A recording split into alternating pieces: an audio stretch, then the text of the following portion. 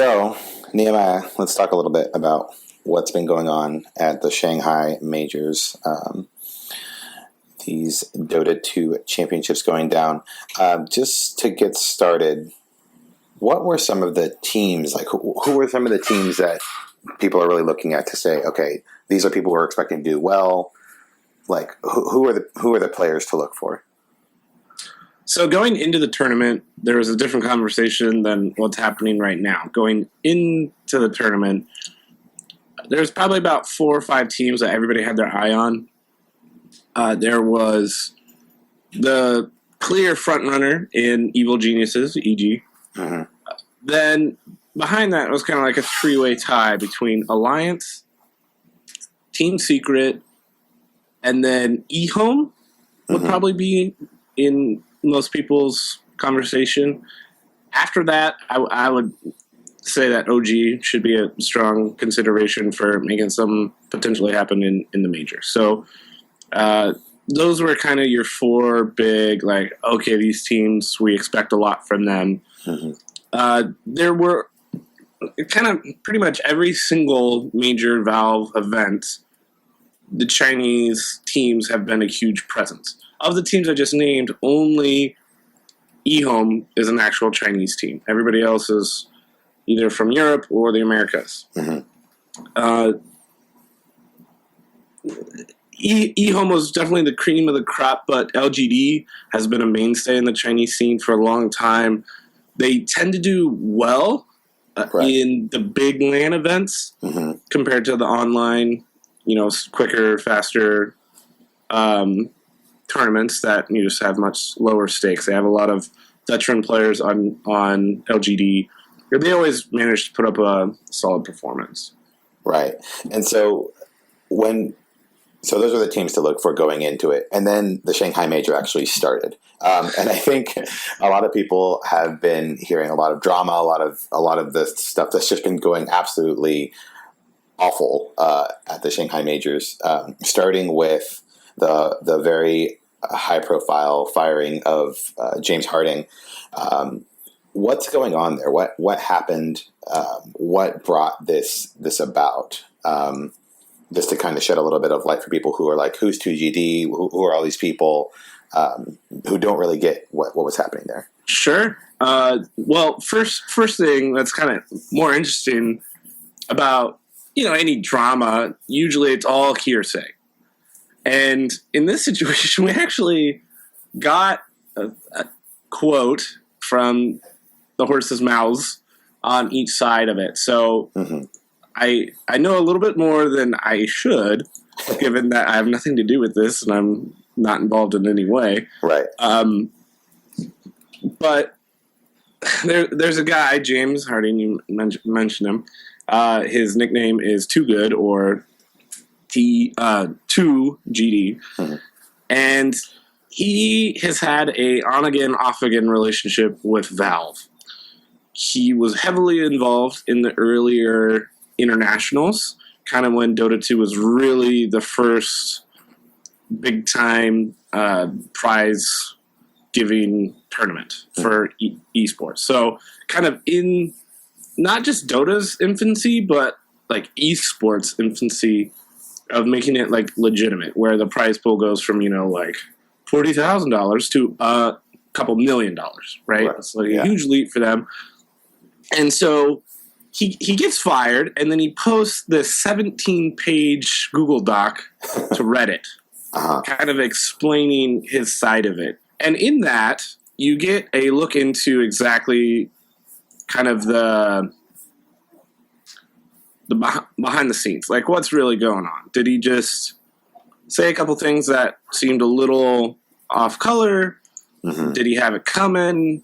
And there was a lot of lead up. He does a good job of giving us a history of his relationship with Valve that initially, it was a pretty good relationship. He was the one that actually asked for, in the second international, that Valve actually pay the commentators.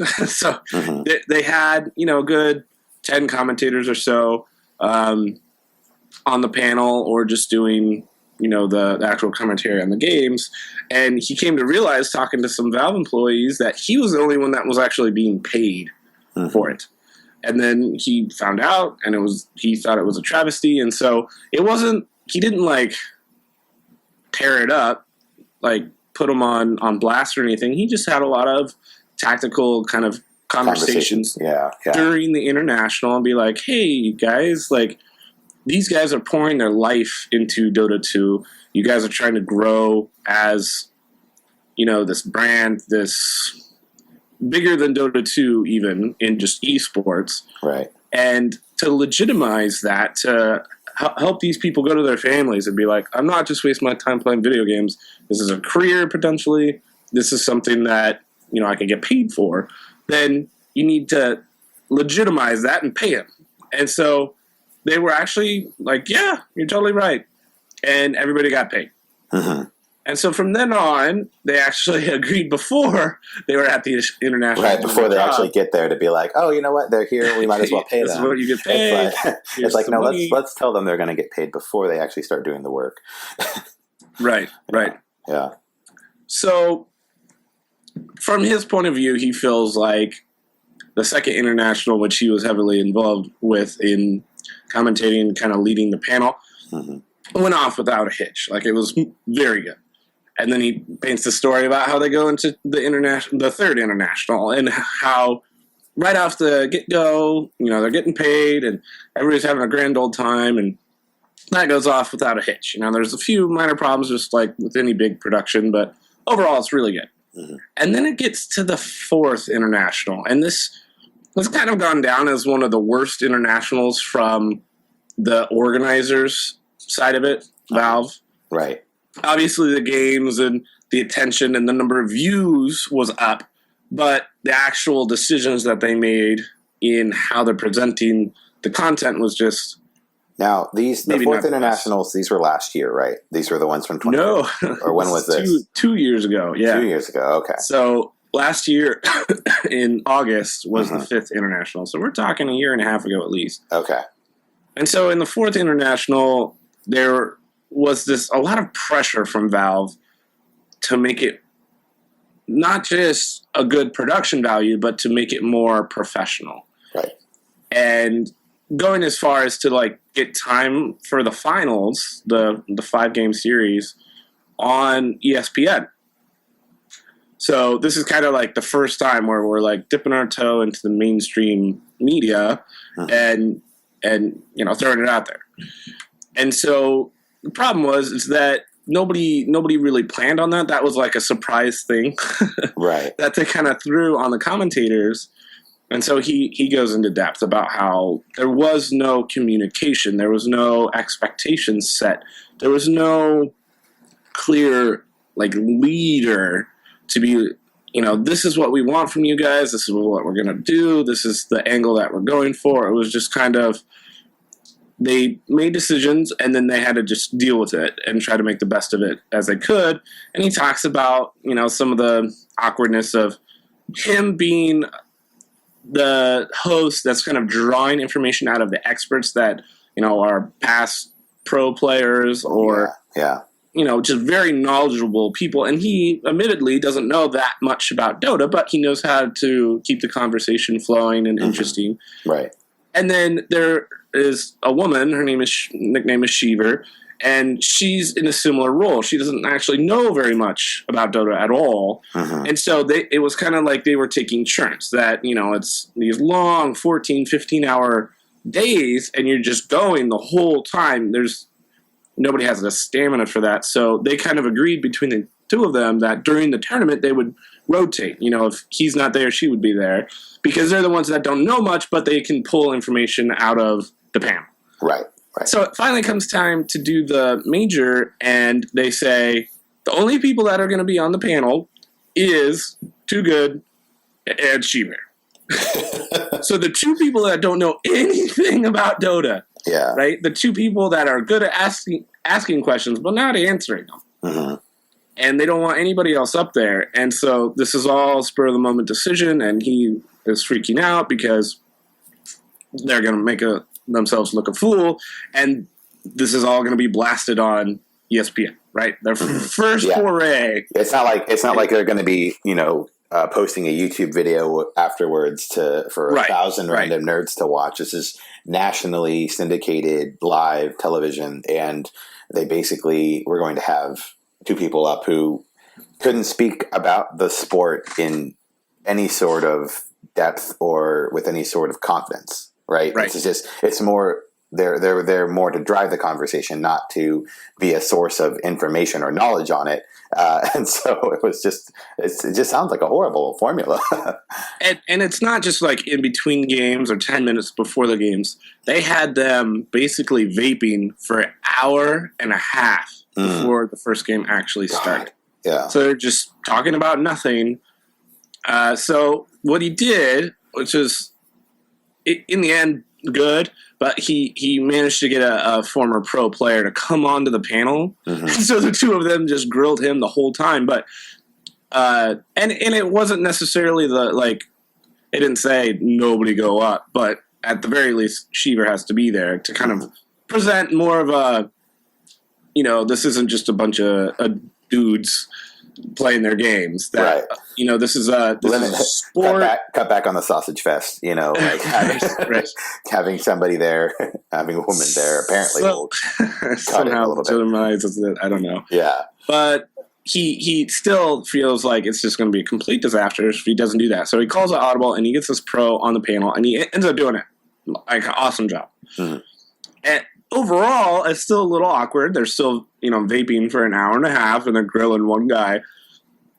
And he gets through it. Now, this is really the crux, this next part, of, I think, why all the events happened at the Shanghai Major. After that hour and a half kind of debacle. Shenanigans. Yeah, exactly. After that disaster. He's stressed out. He's annoyed for a lot of reasons, but mostly in his mind, it's we blew it. This was our chance, to really prove to the world that, this is legitimate, or at least he didn't even necessarily want it to be compared to sports, which is what Valve was doing, but at the very least carve its own niche into, the world and entertainment and whatever. And he totally feels like he wasn't given the tools to succeed, and they blew it. So he goes out onto the balcony while the first game of the tournament finals is being played, and he's smoking. And there's Ali, I forget his name. I think it's Ali. Ali, yeah. He's kind of the one responsible, the most responsible for organizing the tournament on, as far as Valve is concerned. And since the original International won. And he's in charge, but he's not necessarily like the best person for this job, and he's kind of learning as he's going and is technically responsible for everything, good or bad, as far as the production values go. And Ali walks, finds James, and he's like, how'd it go? What do you think? And he uses some vulgar terms, and he has pretty much the rough quotes from what he remembers, but he basically said exactly what I just said. They blew it. It was terrible. They messed up. He was stressed out. We barely got through it, and we just totally screwed the pooch. Right. They basically made themselves look like fools on national television, and as far as he was concerned, they took some major steps back in establishing esports as a recognized professional medium. Right. Pretty much. Yeah. Right. So,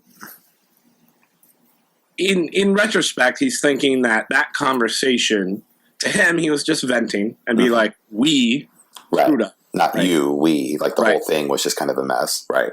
But imagine if you're Ali and you're the one that's responsible for all this happening, if you're not extremely mature, understand, or maybe even ask him that you're basically telling him, you suck, you're the reason that all this sucks, and you're incompetent at your job, is what he is imagining Ali taking that as. And from that moment on, Ali had it out for him. Uh-huh.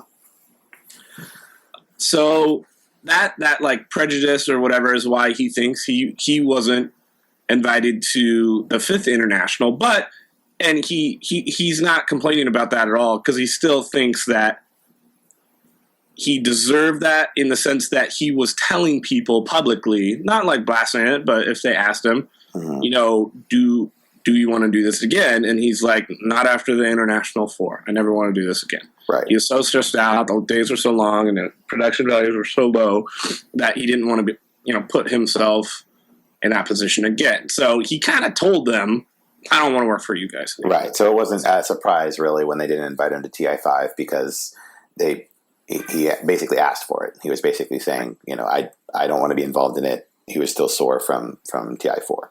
But it in the end, it was still like when a bad employee is feeling like, he might be getting the axe soon, but he also doesn't want to work there anyway, so he quit the day before they were going to fire him. Right, yeah. Oh, okay, sure. Yeah. I got the jump Bummer, on you won't be back. Bummer, yeah. So International 5 is much better. Different people are on the panel or whatever, but they learned from their mistakes, a lot of them from TI4, and it was awesome. It was good. Uh-huh. And then there were other LAN parties and stuff that Too Good was a part of. And eventually, there's a little inside baseball, but he is best friends with a Valve employee who's kind of heavily involved in Dota. And so when the conversation came up about who do we get for the Shanghai Major, he kind of said, hey, I think James is actually ready to give it a go again. And I think we should give him another chance. Can we ask him? I can't be involved in the decision. I'm going to remove myself from the conversation from here on out. But, he basically threw his name in the ring and then kind of took a step back, right? Exactly. Yeah. So he's like, hey, why don't we consider this guy? I won't actually have a playing role in the decision, but we should bring James back. Yes. Whatever. And, his name is Bruno. Okay. His friend's name. Yeah. So they contact him about 3 weeks before the major, and they say, okay, hey, do you want to do this? He agrees to do it for, $12,000 or something like that. And he's excited. He's like a little bit more focused on the event itself. He's got plans. He's theory crafting on, how to keep the panel alive and well. Right. He has a whiteboard. He wants to, do like pros and cons of teams and matchups and just kind of draw more information out of the panel and kind of break it down in a visual manner for the viewers. And he has like all kinds of plans, right? And one of his things, quote unquote, is that he doesn't hold anything back. He's a little vulgar. He makes jokes. He's not afraid to poke fun at people. And it is funny because the way he talks, the way he looks and talks kind of like, a news anchor. Right. And so it's kind of part of the like glamour, I guess, of him is that you have somebody who looks and sounds professional, but is saying very unprofessional things. Yeah, right. It's but like that's why you tune in. I'm Tom Brokaw, and I love gigantic, whatever, right? Leave in the blank. Continue. ... You fill in the blanks, sort of thing.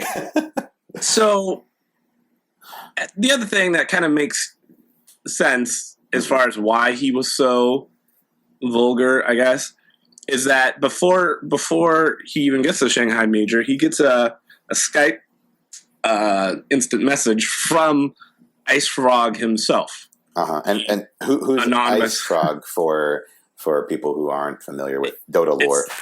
It sounds like Willy Wonka, to be honest, or something like bizarre, because Ice Frog is the alias for the person that invented Dota 1. Really invented this genre of kind of online battle arena tower defense game more than 10 years ago. Right.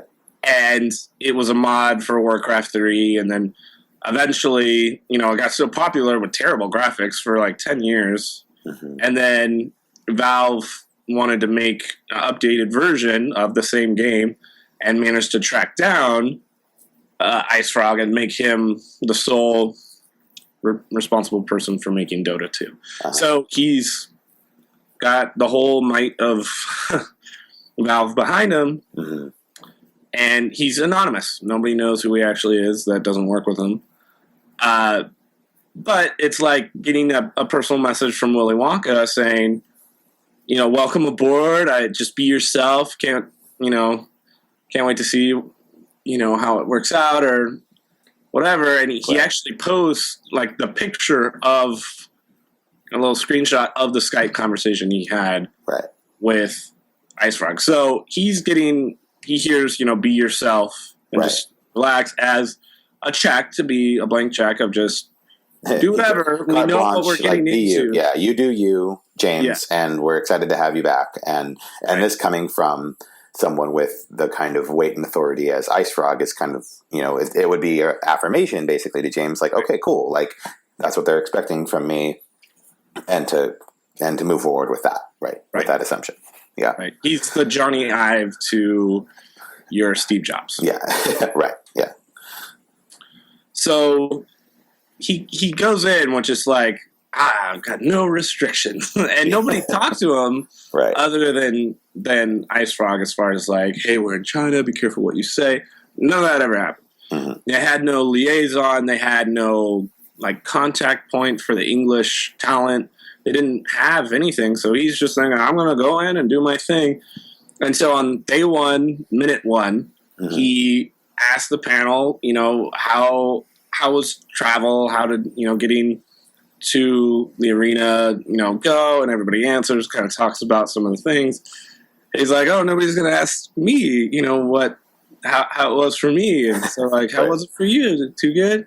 Well, it was fine until I tried to look up porn in my hotel and realized that it was blocked. So that was rough. But then I found a cartoon and I managed to finish the job. Quick deflection. And then...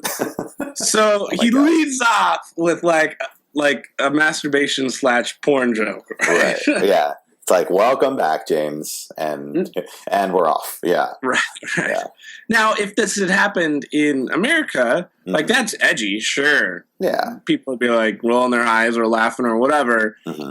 But that's not going to create some national press even. Right. Because it's just, goofball guy saying a goofball thing. And people say that all the time. At the Oscars, they'll say racy things like that. Right.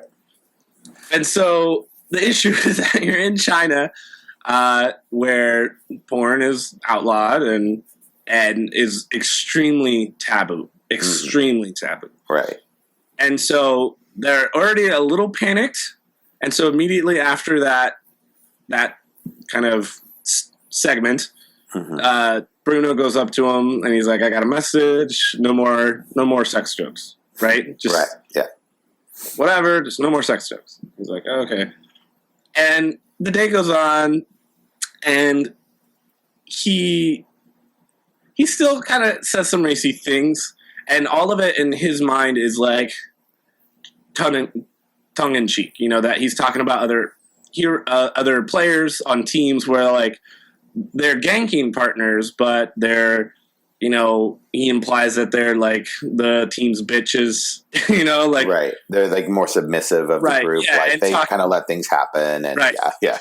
Talking about like the Roll 5 support as being like the bottom bitch or whatever. Right. Using that term and just so he says stuff. It wasn't as bad as the first thing he said, but it's still just kind of keeping the straw on the camel.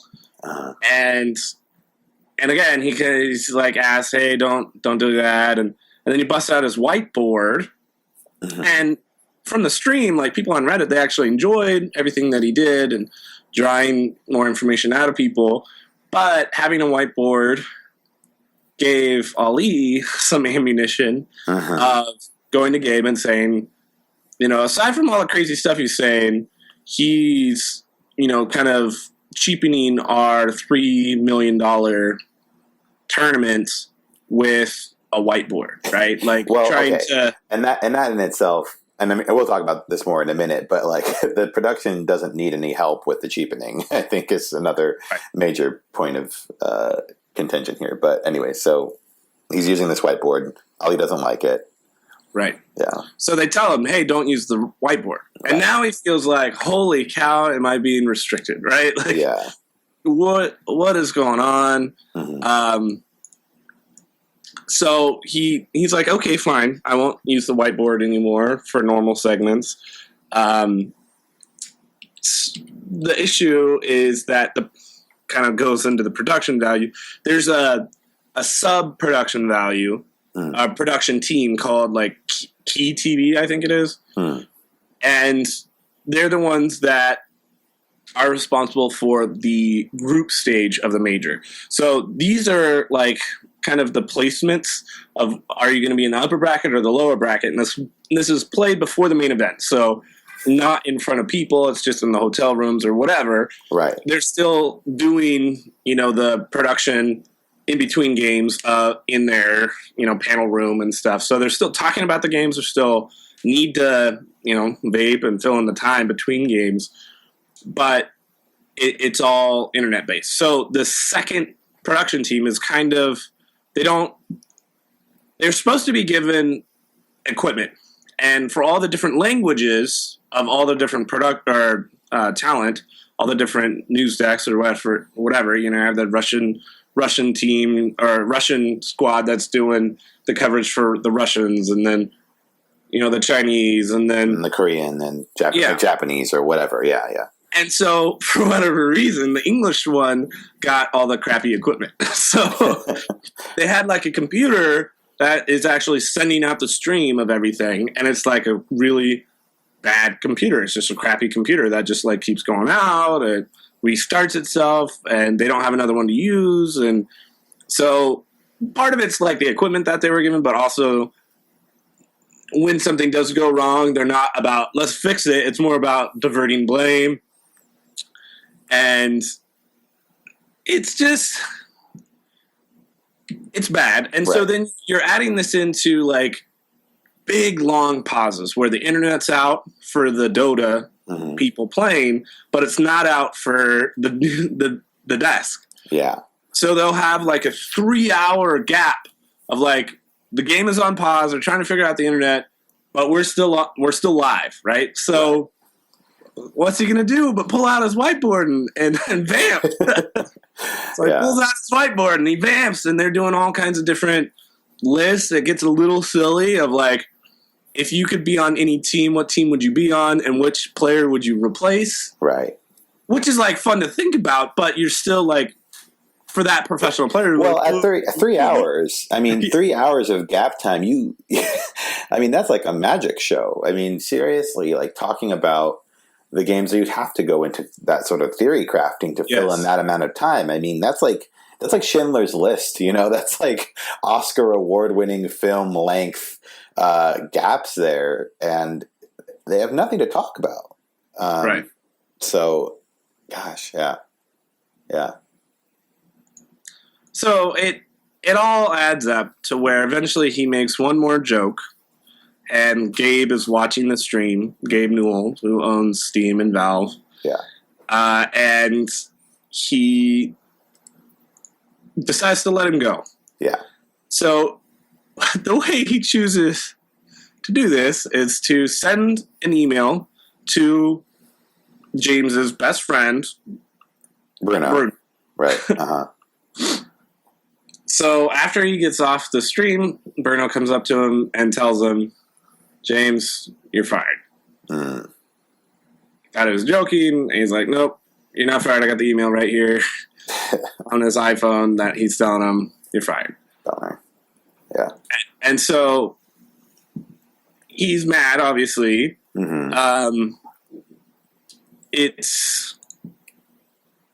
Yeah, I mean, I would invite you to look over James's response. It's pretty long, but that kind of set off the drama because after the firing, they agreed to not like blow it up on social media that day, and then the next morning on Reddit, there's a post from Gabe Newell himself He says, short email, and this is on the Dota 2 Reddit. Right? There's no official announcement. There's no anything. It's just, this is all we hear from Valve, from Gabe Newell himself. 2 things. 1, James. We've had issues with James at previous events. Some Valve people lobbied to bring him back for Shanghai, feeling that he deserved another chance. That was a mistake. James is an ass, and we won't be working with him again. 2, as long as we're firing people, we are also firing the production company that we've been working with on the Shanghai Major. They will be replaced. We hope to get this turned around before the main event. As always, I can be reached at gaben@valvesoftware.com. Okay. So James is an ass. The 4 words that sparked this internet war, so to speak. Yes. Yeah. This seems really unprofessional. I don't know, what your opinion is on it from, the outside looking in. What do you think? Right. I mean, from everything that I've heard about the production issues that they were having to, the history that you kind of filled in for me on James's previous performances, I can understand their concerns with his racy jokes in, culture clashing and everything else in China.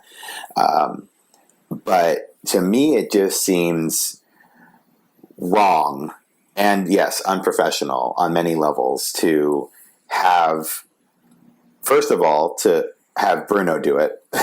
That seems kind of wrong. I feel like Gabe could have just as easily called up James and said, hey, James, it was the jokes, it was the whiteboard, it was, all these things. We've tried to warn you all these different times. I'm sorry, man, we're letting you go, right? It could have come straight from Gabe's mouth instead of via email for Bruno to James. That, right off the bat, seemed unprofessional.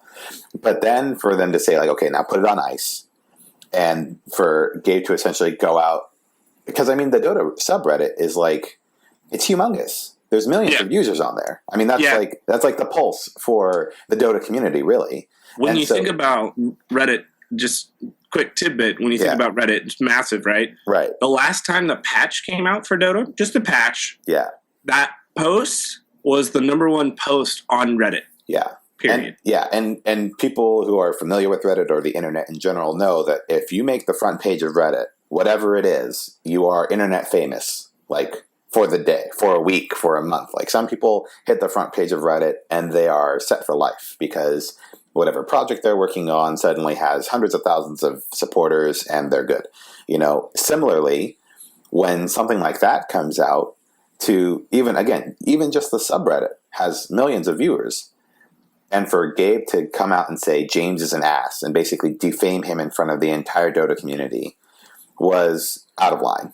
And I think that he paid the price for it. I think that, just the resulting drama that's happened is completely because people feel like it was handled the wrong way. And then Gabe came out and addressed it again, didn't he? Or no? No, he hasn't said anything else yet. Nope, he just dropped the mic. Dropped the mic, walked away. Yeah, see, that seems, to me, it just seems totally out of line.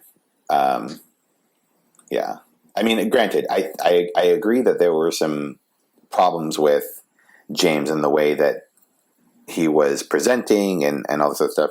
And this kind of plays into another topic, and we'll talk about this in a few minutes. But, this whole debate over esports becoming a professional medium, right? Do we treat esports the same way as we treat the NFL or NBA or whatever? And those expectations that were set, I don't know. It absolutely was handled the wrong way. Absolutely. Yeah, I think, I don't know.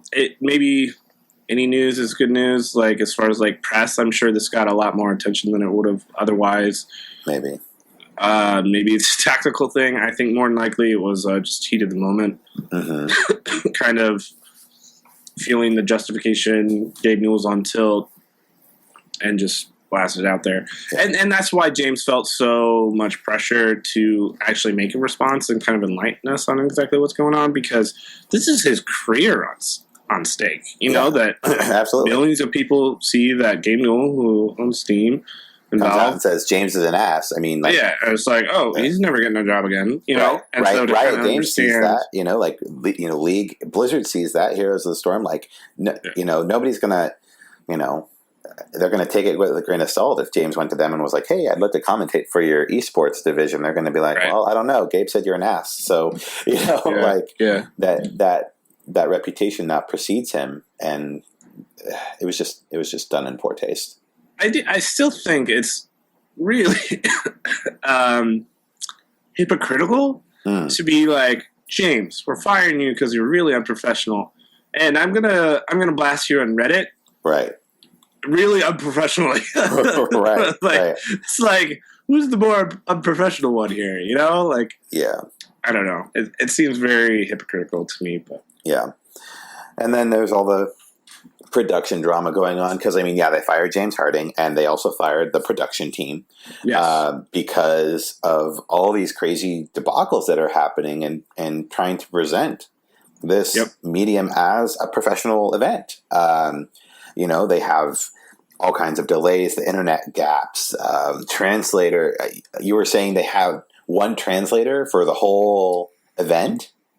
They had one for the group stage. The group stage, just the one. Mm-hmm. I actually have two, and we'll have this in the post. But after the James being fired thing happened and the production team, then Bonnie is her name. She's a translator. She writes a little blog about, you know, what she felt was going on, and she didn't talk too much about the whole James being fired thing, but she did say he seemed like a really nice guy, and we were all very surprised, right? Right. And then she also talks about the production team and how that was going, and how, like, the guy was angry, upset, and, like, shouting at people, and so that I definitely recommend reading that. That's interesting. We'll post that. And it's kind of interesting to look at everything from different angles, right? Like, really, the only bit of information we're missing is the in-depth take from Gabe Newell's perspective. Right. We've got James. We've got innocent third party. And we have the production companies take on everything. Yeah. So I would say that's worth reading just for entertainment value alone. Right. And you have we have to post it'll absolutely be in the article below. We have to post that video of the VIP room. Yes. You know, this desolate, you open it up and it's like these rigid, you know, not even, you know, like barely classroom chairs and a dimly lit mirror and like random chairs scattered about. It's just the saddest thing ever. I don't think you'd see a professional athlete in that room to save their life. God. If you listen to the audio, he says that, last time I was here, there was no chairs. They've added chairs, and they're like rickety old little chairs. Yeah. They're more VIP status. Yeah. But there's a lot of like little things. It's all being blown up, right? Like when you have this many eyes looking on it, pretty much any news from here on out is some level of like drama. But small things, it's kind of, a lot of it has to do with just the cultural difference between China and everywhere else, where there's these 5 girls that like to go to all the Dota tournaments, and they dress up as one of the heroes called Meepo, and Meepo can be, there's 5 of him, and if any one of them dies, then all of them die. And so they're these cute little girls that dress up like Meepo, and they look similar, so they just cosplay as Meepo, the hero, all 5 of them. Right. And it's a little sexy time. I mean, you got maybe a midriff showing. It's not even that bad, really. It's not like a bikini-clad whatever. Yeah, yeah. Or doesn't wear a bikini. And so they dress up, and they're trying to go into the arena, and they won't let them. They specifically said, if you're in your cosplay, you have to stay in your room. Just go home. Go home. Oh, my gosh.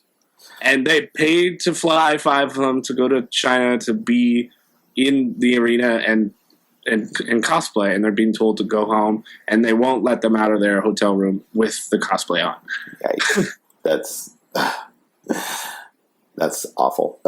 So wait, who did the group pay to go out there, or did Valve? Oh, really? Oh my God. Jeez. I thought maybe Valve had paid like as a promotional thing, like, hey, here's some of your favorite cosplayers. Like, no? Oh my God. Nope. What a nightmare.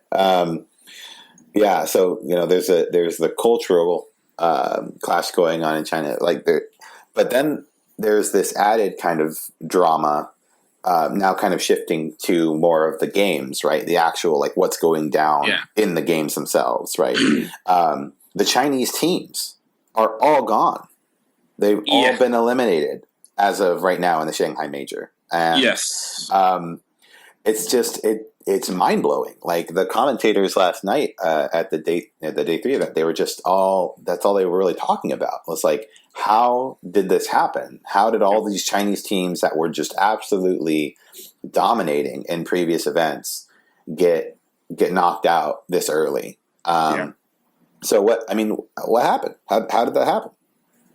Well, there's the Chinese team, like each region has its own metagame, right? And this has always been true in Dota, regardless of the patch or where the game kind of sits as far as like what heroes are strong or not strong or strategies. And so generally speaking, well, not even that generally, but speaking, the Chinese team are much more methodical. They're a much slower team. They usually will do a 4 protect 1 strategy where they'll kind of put the game on the back of their carry, give them room to farm, give up ground, and just, go for the long game. Right. That's pretty, it's not exclusive. There is one Chinese team that's a little bit more aggressive, but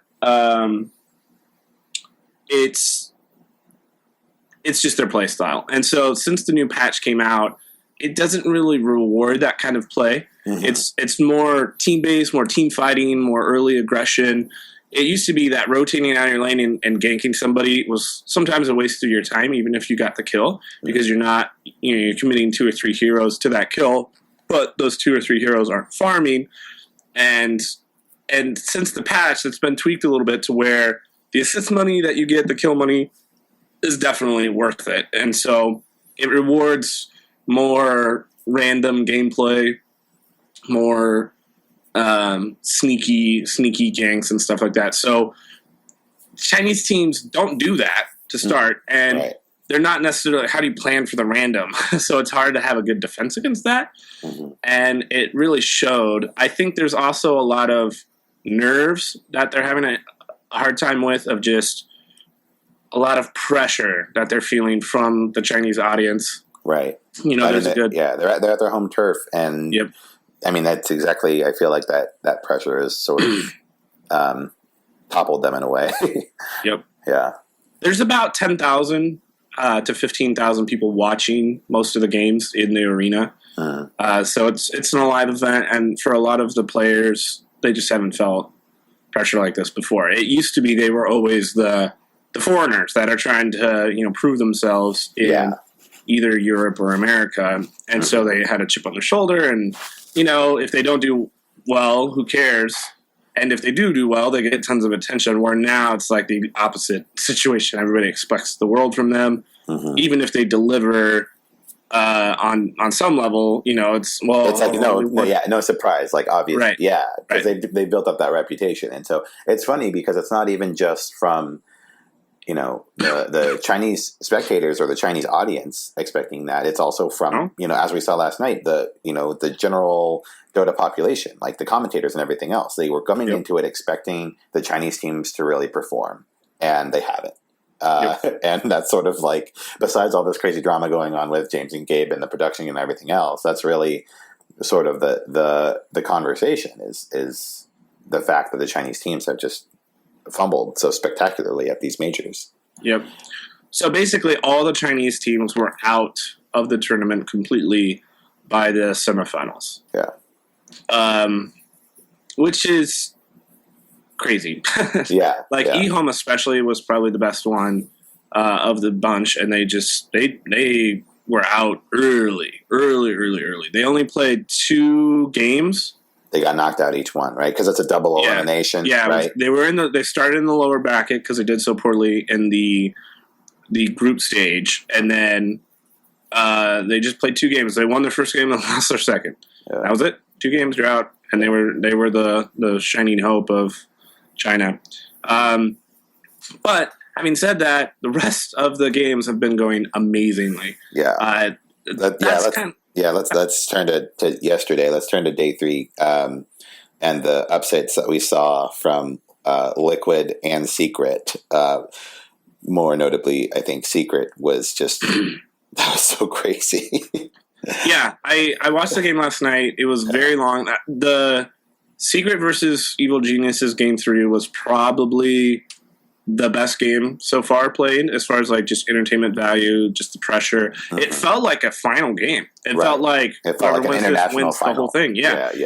The interesting thing about it, though, is for either team, if they lose, they're not out. They still go down to the lower bracket, and they were going to play the winner of the Alliance Complexity match. Right. Alliance, a lot of people were in that top group, and there was another upset later in the night. I would have liked to watch that, but I would have been up all night. Alliance actually got beat by Complexity after Team Secret beat Evil Geniuses last night. Mm-hmm. So that's a huge player out. That's it. That's probably one of the bigger upsets is Complexity beating Alliance. That's huge. Yeah. So now that gives Evil Geniuses probably pretty happy since they lost against Team Secret. They are playing against Complexity, and then they play the winner if they win. Mm-hmm. The winner of MVP Phoenix and Fnatic, and then after that, they get matched up with the loser of the semifinals between Team Liquid and Team Secret. Mm-hmm. And if they win that, then they can get back to the finals. So I think Evil Geniuses is the best team in the lower bracket right now. Right. They definitely could have beat Team Secret. I think it's an extremely even match right now in the meta and just where the teams are at. I don't think it was too much of an upset that Team Secret won, but I do think Evil Genius is probably a better team overall. So there's a lot of good Dota left to play. It's a very exciting major as far as just the play. The players have been on point. Yeah. Aside from the Chinese teams kind of being on tenterhooks, overall it's been very, very good Dota played. Right, and it's a funny thing because we were just talking about this yesterday too. Is that all of this drama around the production and everything else has really been casting a shadow over this great gameplay and over these these upsets and all these like this kind of tug of war that's happening in the brackets. So definitely, I would say if people are getting distracted by the logistics, to definitely go back and watch some of these VODs of the games because there's some really good Dota gameplay going on. Can we just talk briefly about MVP versus Liquid last night? That MVP pick on the first game when they had a support Juggernaut. What do you think they were trying to do there? I mean, there was a lot of confusion from the commentators. I think a lot of people were giving them, junk about it. Like, do you really think it was was it a psychological play? Were they trying what were they trying to do there? I think when you're drafting, when my team played, I used to be the drafter, so I'm very intimately aware of the pressure of drafting. Right. It's like frantically trying to play like a game of chess. Mm-hmm. Where nobody knows where the pieces are, and you're trying to figure out how they move. Right. It's something that you're like, okay, so they pick this, then we can pick this counter, but then it throws off your whole draft because where does that hero that's maybe a good counter actually be on the map? There's no farm for them. Mm-hmm. They're maybe not a good matchup for them. So theoretically, this hero is good against this hero, so I should pick the counter. But it every pick that you make, it's like a dimensional shift on the rest of your team and where they're actually going to lane, where they're going to get farm, how they're going to play cohesively. So the team fighting stage maybe is really good for your team, but if the laning stage is poor, it doesn't matter how good that mid game is if you completely get stomped in the laning phase. And I think that's what happened to MP Phoenix, is that it was an unorthodox pick. They picked Jug is picked often, but not picked as a support. Right. Really what was strange for them is picking Ogre Magi and Phantom Assassin. Both those heroes had not been picked in the Major yet. Right. Out of 110 heroes, roughly 90 have been picked so far, and they still hadn't been picked. So you're introducing a lot of unknowns into the equation. And theoretically, and they showed like signs of it, even though they lost in 17 minutes, a lot of the early fights could have gone either way, and the team fights probably would have been okay if they made it through the laning stage. Well, because they made some good pickups. They had some good team fights in the early game, and I remember Winter was just one of the commentators was just like, "What's going on?" Like he felt like and afterwards when MVP lost, he was like, "Okay, I'm glad they lost, because if they won with that lineup, it was like, okay, we can all go home," because it was just so unorthodox. But yeah, they were definitely showing some signs of being able to perform, but ultimately I think the team was just such a wacky matchup. And you'll see that Team Secret in their game 3 again, Evil Geniuses in their game 3 against Team Secret, they had a similar kind of like brain fart in their draft, to where the draft was going normal, everything was fine. They picked Nyx Assassin, who's extremely good against Invoker mid. So like they picked him because he's a counter the hero and he lanes well against him, right? That pick made perfect sense. Then, as their last pick, they picked Pugna, who had only been picked once before in the tournament so far by some other team and lost.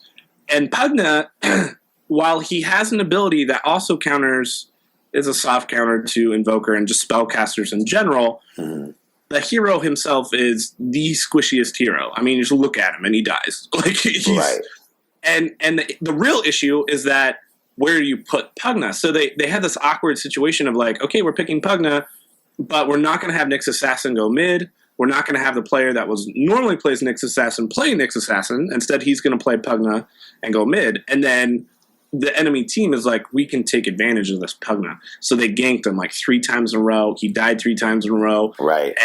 And they lost the game from that. And it's just that hero is too squishy, too easily killed. And so while the team fight, you're thinking about the team fight when you're drafting, this is a good pick. It'll do a lot of things in those team fights. You have to get to the team fights. You have to make it through the laning phase to get there. Yes. Without a huge financial lead on the other team. So, having said that, like, Evil Geniuses are such good players that they still made that game go 55 minutes. Yeah. When the other team had way better late game, way better late game, and they even had a chance to win it in the last seconds and blew it. But really, it just comes down to that Pugna pick. Yeah. If they had won that game, kind of like Winter said, then we just go home. Like, Evil Genius could just pick whatever the hell they want. They're just going to win anyway. Yeah. And there's no rhyme or reason to anything. Yeah. So they deserve to lose because of the pick, but they still fought valiantly. So if you're looking to watch a very interesting game, I think that one would be one of the ones to watch for. Yeah. I think that now that the teams in the lower bracket are, it's a do or die situation. Yeah. Team Secret and Team Liquid both have a little bit of wiggle room. They can drop down to the lower bracket and then fight to get into the finals again. Right. They can experiment with some of those crazy picks. But from now on, Evil Genius, Complexity, Phoenix, and Fnatic, they're in a do or die situation. You'll probably see some pretty orthodox picks from them. Yeah, some more standard play coming forward. All right. So succinctly, though, you would say those are the. Who are your? Okay. So what's your prediction? Okay, who walks away with the whole thing right now? Looking at the games, looking at who is going to win the whole thing. The team that nobody thought would be this far is Team Liquid. Yeah, they're still in the upper bracket. They're going to play against Team Secret in 7 hours. Okay. I think Team Liquid might crack under the pressure, especially against Team Secret. They're a very good team. I think what will happen is Team Secret will win. They'll go into the finals. And then I think Evil Genius will probably beat Complexity. I think MVP Phoenix will probably beat Fnatic. I think Evil Genius will beat Fnatic easily. Mm-hmm. And then have a pretty decent fight against Team Liquid. And then go to the finals and win in game 4 of 5 against Team Secret. And be the overall winners. All right. Evil Geniuses. You're saying EG 4 out of 5 against Team Secret. All right. Yeah. You heard it here first. We'll see how that plays out. Anyways, thank you, ALuckyBum, for contributing. And we will have more on the Shanghai Major in the coming days. I look forward to chatting more about this super interesting major. Thanks for having me. You bet. Bye.